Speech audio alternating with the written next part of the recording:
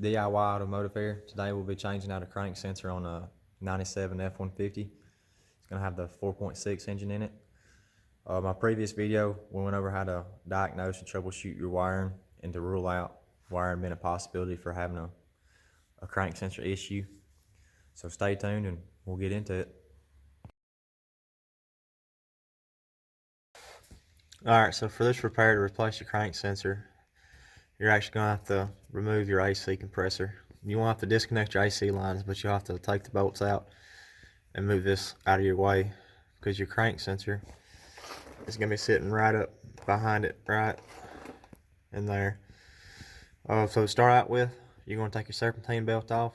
You'll take a 1/2 inch ratchet, put in this hole here, and pull down towards you to release your tension on your belt, and you move your belt out of the way.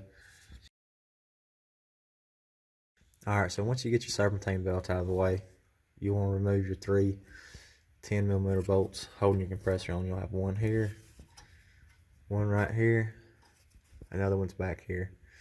Once you get them out, you'll be able to move this compressor down over out of the way so you can get to your crank sensor right here. I forgot to mention, when you're taking your AC compressor bolts out, you're going to want to take your back one on the bottom and your top one out first, and I'll leave you your easiest one on the front bottom to get to. That way when it's dropping down, you don't have to worry about fighting with the compressor and trying to have your hand back here and everything else. So with the compressor loose, I've taken just my wooden handle and put between the compressor and the engine block right here, just to kind of hold it out of the way. Now with it moved over, now you can see your crank sensor up here. I believe it's going to be a 8mm. It may be a 10mm, I'm not sure yet.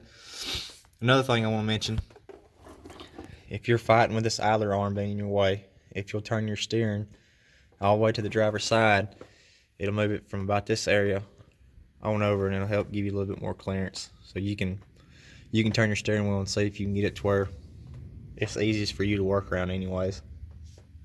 Alright, so now with your 8mm bolt out of your crank sensor, what you're going to do is grab your crank sensor and twist it back and forth to loosen it up, and then you'll pull out on it. So we'll twist it back and forth like that to loosen it, and we'll pull out on it. And there it is. So we'll take this one out and compare it to our new one, make sure they're identical, and then we'll take and put some clean engine oil on this O-ring on the new one before we install it.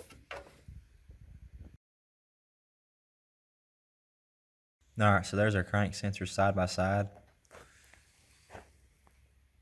So you can tell they're going to be the same crank sensor. Obviously the new one looks a little bit better. Like I said before, you'll want to lube that O-ring right there with some clean engine oil before you install it, to keep from tearing it or messing it up, putting it back in. So hopefully this will help you guys out.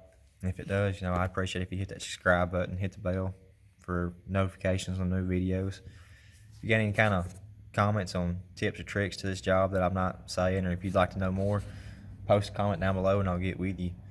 So anyways, we'll get this one ready to go back in. We'll get back under the truck and we'll put it in there. Alright, we're going to see if we can wrestle this sensor in there without the camera being in the way too much.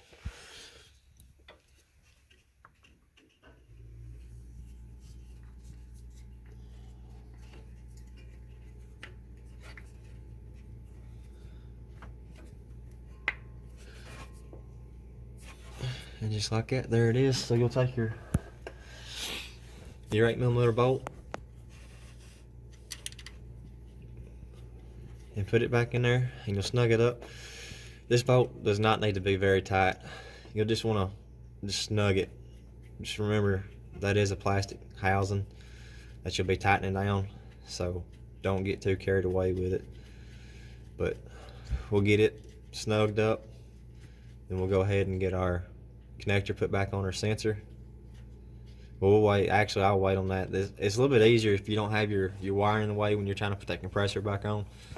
So we'll get our compressor mounted back up, start buttoning everything up, and that's pretty much it, y'all. She's bolted up.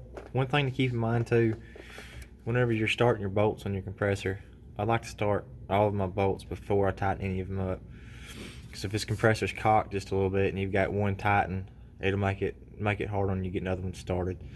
So good practice to go ahead and start all of your bolts before you tighten any of them. Then also, when you put your belt back on, make sure your belt is lined up nice and square, and you'll also want to take and check all your other pulleys. Just because you pull your belt off one pulley doesn't mean you'll have one somewhere else that's not lined up. So that's another good practice. Anyways, hopefully this helped you out, and if it did, let me know in the comments. If it didn't, or if you didn't like something or didn't see something that you wanted to see, let me know.